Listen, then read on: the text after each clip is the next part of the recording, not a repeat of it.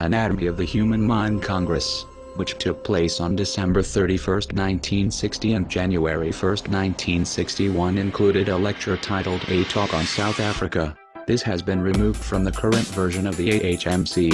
What did Elron say about South Africa? That Scientology does not want you to hear. Once again, Chanology proves to be better custodians of the tech than the Church of Scientology itself. This is tape recording number 6012C31 AHMC Special. A lecture given by Elron Hubbard to delegates at the Anatomy of the Human Mind Congress on the 31st of December 1960. The title of this lecture is A Talk on South Africa. I have been down in the most controversial country on earth today, which is South Africa. Would you like to hear a little something about South Africa? Okay, buddy. Now, these chaps here are Africans. They have a mission. They want to dance. About the best you can say for that. But as soon as they get their vote, it'll all be different. It'll all be different. Then they can dance. I asked one of them one day, I said, would you like a vote? And he says, nope. And I said, oh, come on, you certainly want a vote. And he said, no. And I said, well, why don't you want a vote?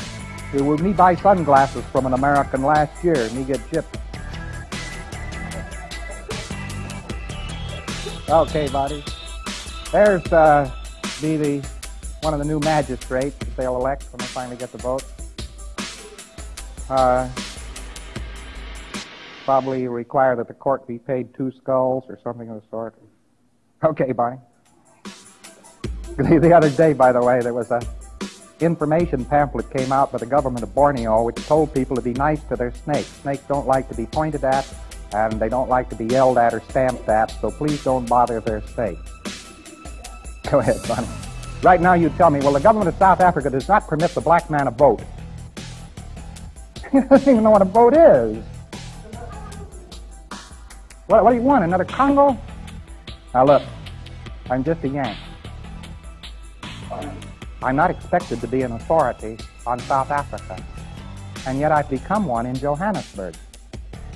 2 white South Africans, because they themselves haven't bothered to inform themselves of what's going on with the government.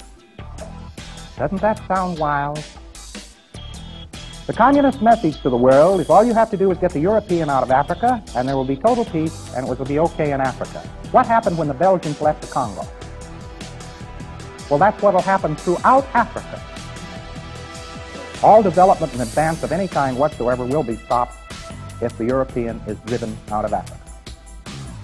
You can count on it. He's divided into 2 classes. He's the city Bantu, and he is the Aboriginal tribesman. And the Aboriginal tribesman is being brought up as fast as he can be brought up to some semblance of order. But he hates other tribes to such a degree that it is always a worry and an upset trying to keep them from killing each other off. That has been the history of South Africa. The blacks kill off the blacks. The blacks kill off the blacks. And all you've got to do is pull a stable government off the top of them, and they promptly start killing each other off.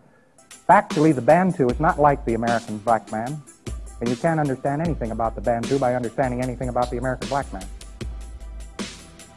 The American black man, in the first place, has been mixed with Indian and white blood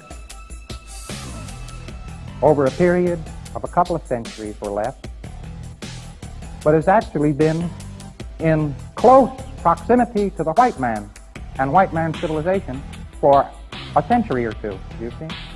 But this is a different breed of cat. Do you know that the Bantu peoples were not conquered by the South Africans until the slaying of Dingaan in about 1879 or thereabouts? And only then a few of them became associated to any great degree with the whites. The Bantu is the wild man down there. The early associate of the South African was the Hottentot and the Bushman, not the Bantu. The Bantu is not indigenous to the area, but comes down from Central Africa. Now, these sentiments are not particularly welcome to people. But I only call to your attention that I'm only telling you what I myself have observed, having been given ample opportunity to observe it, and I am giving you nothing but what I am myself have observed, and not anything anybody has told me. It's what I myself have seen. I have also seen people in South Africa who themselves had not had energy enough to go out and look at anything, and who themselves had totally erroneous opinions concerning what was going on in the country. I have listened to some of the wildest tales from South Africans you ever wanted to hear about what was going on. They themselves didn't know. And I myself am in the odd position, that's when Director of Security down there says, "Come home, Yank." He's just mirroring the fact that in any gathering of South Africans, when they want to know what's going on in the government, they ask me.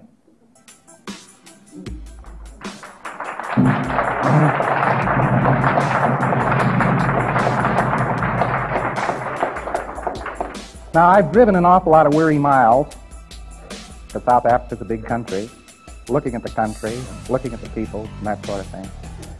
And I'd say they've got about 50 years to go before they get the South African Bantu up to the same status and level of civilization of the American black. The Bantu doesn't register the same on an e-meter as a white. And I have had to start a whole program of research, in addition to everything else I've been doing, trying to find out how to read a Bantu on an e-meter. Because he doesn't operate like an American Negro or like a European. And I have learned some things about the Bantu, his nervous system and reaction, which are of considerable assistance to people trying to get along with the Bantu. And the things they blame him for happen to be native in the Bantu. And his nervous system is not the same as ours. So he gets tremendously blamed and knocked around for things he does differently than we do. It isn't he does them better or worse, but he does them differently. He's built differently. There are certain things you have to do. So I've had to make a considerable study of the Bantu. That study is not completed. And the only thing I can say about it this time is it's arduously in progress. Before the coming of the white man, the population of the Bantu peoples was very small because he kept himself killed off. One tribe would go running over the heads of the other tribe with these very weapons, which I'm holding in my hand here. They wipe out whole tribes, whole villages. They were like armies of ants. They just swarmed and swooped down upon everything and slaughtered every man, woman, and child in their path. Millions of blacks died this way. And the white man came along and kept them from fighting. Started civilizing them. As far as South Africa is concerned, the final thing I will say, which is probably very shocking to you, is there isn't any trouble in South Africa. There isn't any trouble. The only problems they've got in South Africa is the idea that they have problems.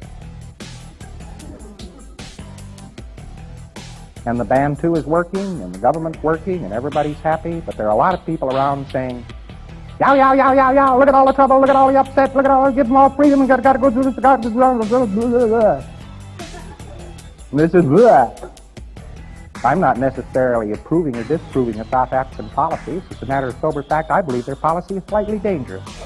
I believe that they bring the Bantu up to a level of civilization and give him a total vote. I believe they'll fall short of bringing him up to that level that they desire and will yet give him the vote and will yet wipe out white civilization in South Africa. I believe that this is a high probability that will occur. But it'll occur because the nationalist people are too kind and too decent, not because they are too rough. But my hat particularly is off to the white South African because he's been pretty scared from time to time. He's been jarred by lying press in his own country and so forth. He's been holding the fort any way he can. And these chaps realize that in Scientology they have an answer to ability, that a person who can bring control and quietness to his own area is very desirable to have in South Africa, and they recognize that Scientology does this. Thank you very much for coming to the Congress and for being here today. Be sure to appear at the seminar. I will see you at 1 o'clock tomorrow afternoon. Thank you.